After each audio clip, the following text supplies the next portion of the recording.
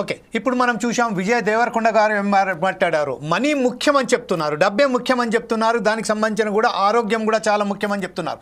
ఈ విషయంపై ప్రస్తుతం మనతోటి ఉన్నారు ఏసీపీ నరసింహరావు గారు. సందీప్ సెండల్య ఆధ్వర్యంలో ఈరోజు ఒక ఈగల్ టీం ఏర్పాటు చేయడం అనేది, సివి ఆనంద్ గారి నేతృత్వంలో ఈరోజు సందీప్ సెండల్య ఆధ్వర్యంలో ఒక ఈగల్ టీం ఏర్పాటు చేశారు. ఖచ్చితంగా మన రాష్ట్రం నుండి టోటల్గా మద్యం అనేది, అంటే మాదక ద్రవ్యాలు, అంటే అది వైన్స్ కాదండి, మాదక ద్రవ్యాలకు సంబంధించింది, డ్రగ్స్కి సంబంధించింది, డ్రగ్స్ రహిత రాష్ట్రంగానే ఈరోజు ఖచ్చితంగా దాన్ని రూపు మార్పడానికే ఈరోజు ఈగల్ టీం ఏర్పాటు చేశారు. దానికి ప్రధానంగా ఏసీపీ నరసింహరావు గారు ఇంతకుముందు అనేక మార్లు అనేక టీమ్స్లలో పనిచేశారు. మంచి బ్రహ్మాండమైన అతనికి ఒక పేరున్నది. ఈ విషయంపై నరసింహరావు గారు ప్రస్తుతం గతంలో మనం చూసినట్టయితే మన ప్యానలిస్టులు చాలామంది చెప్పారు, గతంలో కొన్ని చోట్ల జరిగిన దాడులు జరిగినప్పటికీ ఆ కేసెస్ మాత్రం అట్లనే ఉన్నాయి. ఈరోజు ఇప్పుడు ఈగల్ టీం ఏర్పాటు చేసిన తర్వాత మీ కార్యాచరణ ఎలా ఉండబోతుందండి ఈ విషయంపై? ప్యానెల్లో ఉన్న పెద్దలందరికీ నమస్కారం అండి. Yeah please sir, go head. ఇప్పుడు మనం అందరం చూస్తే దేశంలో ప్రధానంగా ఉన్న సమస్యలలో ఈ డ్రగ్స్ అనేది ఒక పెద్ద సమస్యగా ఏర్పడింది. దీనికోసమే సెంట్రల్ గవర్నమెంటు నషాముక్త్ భారత్ అనే ఒక స్కీమ్ని తీసుకొచ్చి ఆ యొక్క డ్రగ్స్ని కంప్లీట్గా ఈ దేశం నుంచి నిర్మూలించాలన్న ఉద్దేశంతో ముందుకెళ్తా ఉన్నారు. అట్లనే 2 years బ్యాక్ 2023లో మన తెలంగాణ గవర్నమెంట్ కూడా దీన్ని గ్రహించి తెలంగాణ యాంటీ నార్కోటిక్ బ్యూరో అనే ఒక సంస్థ ఎక్స్క్లూజివ్గా ఈ డ్రగ్స్ కోసం పనిచేయాలి. ఎందుకంటే లా అండ్ ఆర్డర్ పోలీసు ఎన్నో డ్యూటీస్తోన వాళ్ళు హెల్డప్ అయి ఉంటారు. కాబట్టి దీని మీద ప్రత్యేక దృష్టి సారించలేరన్న ఉద్దేశంతో ఈ యొక్క తెలంగాణ యాంటీ నార్కోటిక్ బ్యూరోని ఫామ్ చేసి దానికి ఒక డైరెక్టర్ ఐపీఎస్ ర్యాంక్ ఆఫీసర్ డైరెక్టర్గా పెట్టి ఎస్పీలు, డిఎస్పీలు, ఇన్స్పెక్టర్లు ఆ విధంగా కొంచెం ఫోర్సు, ఇన్ఫ్రాస్ట్రక్చర్ ఇవ్వడం జరిగింది. అయితే Telangana anti narcotic bureau form అయిన తర్వాత దీనిని ఈ యొక్క డ్రగ్స్ సమస్యని మామూలు సమస్యలాగా చూడకుండా ఒక ప్రత్యేకంగా చూడాలి, ఒక 360 degrees యాంగిల్లో ఈ యొక్క సమస్యను గుర్తించాలన్న ఉద్దేశంతో వేరియస్ ఫ్యాక్టర్స్ అనలైజ్ చేయడం జరిగింది. అందులో ప్రధానంగా మాకు ఏవైతే ప్రాబ్లమ్స్ అని అనిపించినా వాటికి 360 degrees యాంగిల్లో కూడా దానిలోకి సొల్యూషన్ చూడాల్సిన అవసరం ఏర్పడింది. ముందుగా ఏంటంటే ఈ పెడ్లర్స్ని, సప్లయర్స్ని, ట్రాన్స్పోర్టర్స్ని, కల్టివేటర్స్ని వీళ్ళపై కేసులు పెట్టడం, వాళ్ళని జైలుకు పంపించడము, మళ్ళీ కొన్ని రోజులకు వాళ్ళు బయటికి రావడము, లేకుంటే వాళ్ళు కానీ వాళ్ళ వేరే అనుచరులు కానీ మళ్ళీ ఈ యొక్క బిజినెస్ చేయడం ఇలా జరిగిపోతూ ఉంటుంది. సో ఇదేంటంటే ఇది ఒక సప్లై చైన్. ఈ సప్లై చైన్ మీద ఎన్ని కేసులు పెట్టినా కానీ అది జరుగుతూ ఉన్నది.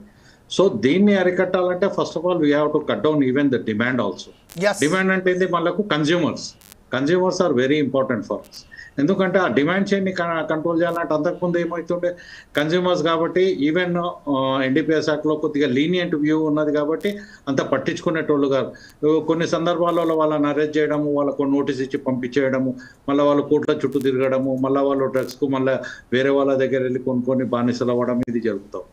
సో దీన్ని ఎలాగ అరికట్టాలన్న ఉద్దేశంతోన ఇప్పుడు మేము ప్రధానంగా నార్కోటిక్ బ్యూరో చేస్తున్నది ఏంటంటే, ఫస్ట్ థింగ్ ఏంటంటే వీళ్ళకు చాలామంది కూడా మీరు ఇంతకుముందు మిగతా ఎక్స్పర్ట్స్ చెప్పినట్లు ఏదో ఒక విధంగా కాలేజ్లో కానీ చెడు స్నేహం వల్ల కానీ వీళ్ళంతా డ్రగ్స్కు బానిసలు అవుతున్నారు.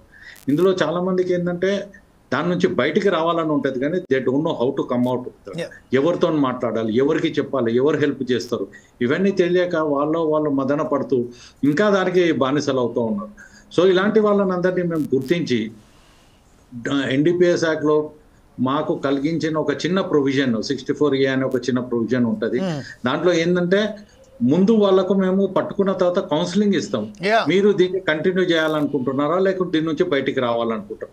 99-100% వాళ్ళు చాలా మంది లేదు సార్ మేము ఇది వదిలేయాలనుకుంటున్నాం, మాకు ఎట్లా చేయాలో తెలియడం లేదు, కైండ్లీ హెల్ప్ అస్ అని మాకు చెప్పడంతో now we have started taking them to the magistrate గారికి ఒక అప్లికేషన్ ఇచ్చి మేము దీని నుంచి బయటపడాలనుకుంటున్నాము, మేము ఇది ఆపేయాలనుకుంటున్నాం, మాకు ఒక అవకాశం ఇవ్వండి, మేము రీహాబిలిటేషన్ సెంటర్కి వెళ్తాము, మేము అక్కడ రిహాబ్ అవుతాము అని వాళ్ళ అప్లికేషన్ ఇవ్వడంతో మెజిస్ట్రేట్స్ని మేము రిక్వెస్ట్ చేసి వాళ్ళని ఆ రిహాబ్ సెంటర్స్కు పంపించడము, వాళ్ళు రిహాబ్ నుంచి తిరిగి వచ్చిన తర్వాత వాళ్ళ పేరును శాశ్వతంగా కూడా ఆ కేసులో నుంచి తొలగించడం జరుగుతుంది.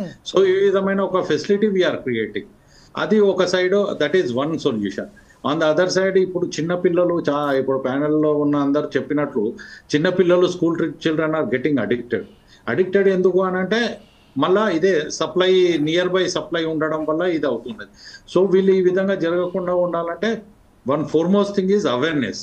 So we are reaching out to school children, intermediate, college children వీళ్ళకి రీచ్ అయ్యి మేము స్కూళ్ళల్లో అయితే ప్రహరీ క్లబ్స్ అని అంటే పిల్లలకు అవేర్నెస్ క్రియేట్ చేయడం, వాళ్ళ ద్వారా ఒక క్లబ్ లాగా ఫామ్ చేసి వాళ్ళు యాక్టివ్గా పార్టిసిపేట్ అయ్యే విధంగా ఆ విధంగా ఇప్పటివరకు ఒక 20,000 ప్రహరీ క్లబ్స్ మేము ఏర్పాటు చేయడం జరిగింది.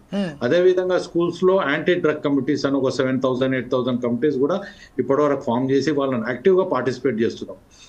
ఇంతకుముందు మన డాక్టర్ గారు చెప్పినట్లు, రాధిక గారు చెప్పినట్లు పేరెంట్స్ ఆర్ వెరీ ఇంపార్టెంట్ అండి. ఎందుకంటే parents are the first person and the teachers. ఎందుకంటే most of the time children will spend with either parents of the children. వాళ్ళు వాళ్ళ బిహేవియర్ ని అబ్జర్వ్ చేసి మాట్లాడకపోవడం is a big threat in this for finding a solution. ఎందుకంటే మాట్లాడాలి. Unless we talk to somebody nobody will come and give a suggestion to us. మాట్లాడాలి, దీని నుంచి ఓపెన్ గా డిస్కషన్ కావాలి. మాట్లాడడం అనేది వెరీ ఇంపార్టెంట్. సో మేము ఈవెన్ స్కూల్స్కి వెళ్ళినప్పుడు we are requesting some parents also to join the awareness programmes. వాళ్ళకి అవేర్నెస్ పేరెంట్స్కు కూడా క్రియేట్ చేయడం జరుగుతుంది. సో అది దట్ హాజ్ ఆల్రెడీ స్టార్టెడ్. అది స్లోగా ప్రాసెస్ అవుతా ఉంది. It will take some time to yield the results. On the other side నేను ఇంత ఫస్ట్ చెప్పినట్లు ఈ పెడ్లర్స్ని పట్టుకొని కేసులో పెట్టడం, వాళ్ళు బెయిల్ పైన రావడం ఇదంతా జరుగుతూ ఉంది. సో ఇది జరగకుండా ఉండాలంటే వీఆర్ ట్రైనింగ్ అవర్ ఆఫీసర్స్. అంటే ఎక్స్క్లూజివ్ గా ఎన్డీపీఎస్ యాక్ట్ ని బలవంతంగా ఇన్ ద సెన్స్ బలమైన విధంగా ఏ విధంగా దాన్ని వాడాలి, ఇదొక వెపన్. ఈ వెపన్ ని మనం ఎలా యూజ్ చేయాలో తెలియంది we cannot kill the enemy. So దీన్ని కరెక్ట్ గా ఏ విధంగా యూజ్ చేయాలి అన్న దాని మీద మా యొక్క ఆఫీసర్స్ కి ఇప్పటి వరకు from the rank of constable to SP training ఇవ్వడం జరిగింది. సార్ నరసింహరావు గారు, ఒక ఎనిమీ అని చెప్పారు కాబట్టి ఒక విషయం నేను కూడా దీంట్లో జోడించదలుచుకున్నాను. ఇప్పుడు ఏదైతే దేశాలు ఉన్నాయో అనేక మన శత్రు దేశాలు ఉన్నాయి, వారు కూడా ప్రధానంగా మన దేశంలో ఇలాంటి డ్రగ్స్ను పంపింగ్ చేసి మన దేశ ఆర్థిక వ్యవస్థను కూడా నాశనం చేయడానికే ప్రయత్నం చేస్తున్నట్టుగా మనకు చాలా వరకు తెలిసి వచ్చినాయి. చాలా మార్లు వాళ్ళు మన బార్డర్స్లో పట్టుకున్నారు కూడా. ఆ విషయంలో కూడా మనం ఒకసారి దృష్టి సారిస్తున్నామా? ఇంకొక చిన్న విషయం ఏంటంటే గవర్నమెంట్ ఏం సూచిందంటే అబ్జర్వర్లుగా పెట్టాలి, వారికి సంబంధించింది మనము బిహేవియర్ అబ్జర్వర్లుగా పెట్టాలంటాను.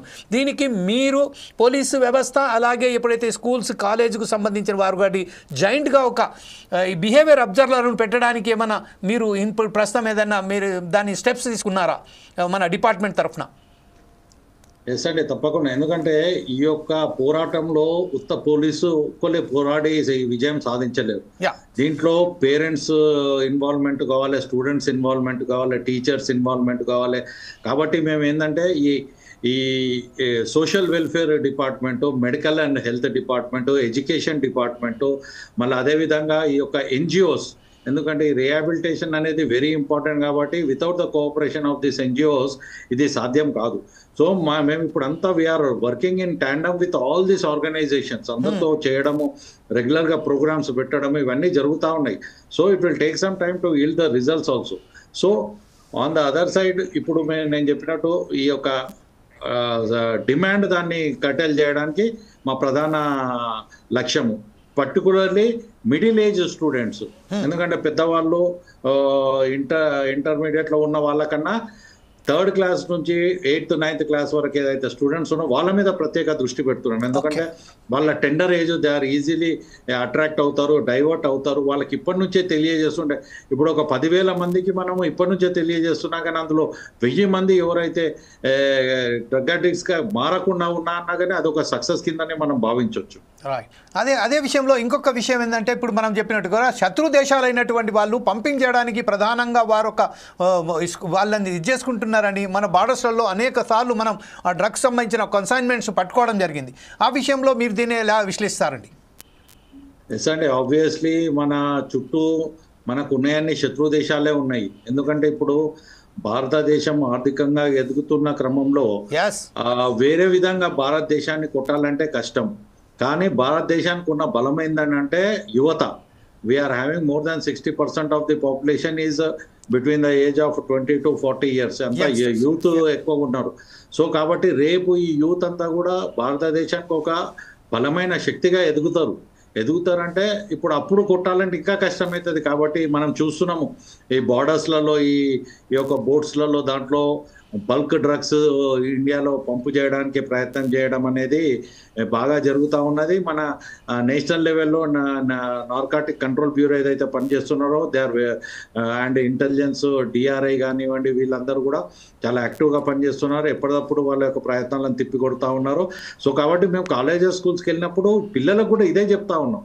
ఇప్పుడు మీ భవిష్యత్తును పాడు చేయాలంటే నాట్ ఓన్లీ ఎవరో బిజినెస్ రిలేటెడ్ ఇంట్రెస్ట్ ఉన్నోళ్ళే కాకుండా ఈవెన్ శత్రు దేశాలు కూడా దీన్ని ఒక నాశనం పట్టించాలన్న ఉద్దేశంతో మిమ్మల్ని దీనికి అలవాటు పరచొచ్చు. ఇలాంటివి కూడా సందర్భాలు ఉన్నాయి. కాబట్టి మీరు జాగ్రత్తగా ఉండాలని స్టూడెంట్స్ కూడా